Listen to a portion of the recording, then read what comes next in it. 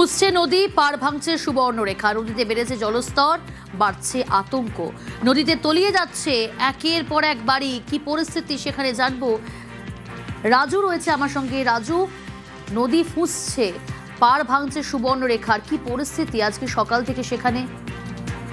দেখো প্রিয়াঙ্কা, প্রথমত বলে রাখি, এই যে নদীর যে পার্শ্ববর্তী গ্রামগুলো রয়েছে সেই গ্রামগুলোতে ইতিমধ্যেই যেভাবে নদীর পাড় ভাঙছে বা পাড় ভেঙে যাচ্ছে সেই জায়গাগুলোতে পরিদর্শনে যান মন্ত্রী অমিয় কিস্কু এবং সেই সমস্ত এলাকায় পরিদর্শন করেন।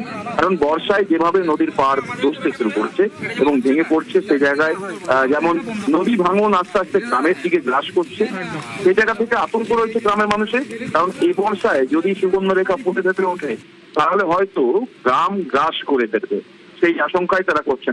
আগের যে সরকার সমাধান হয় অবশ্যই নজর থাকবে। রাজু, ওই যেটা আমাদের জিপফোর ঘাট বলে, যেটা চৈত্র মেলা হয়, ওই যে ওইখানে ওই যে জিপফোর ঘাট বলে, ওইখান থেকে আপনার আশকলা পর্যন্ত যে নদীর দুই সাইড যেভাবে নদী ভাঙছে, নদীর যে অবস্থা দাঁড়িয়ে আছে, যে আগামী দিনে যে বন্যা এলে অন্তত এই এলাকাগুলোকে বাঁচিয়ে রাখা যাবে না।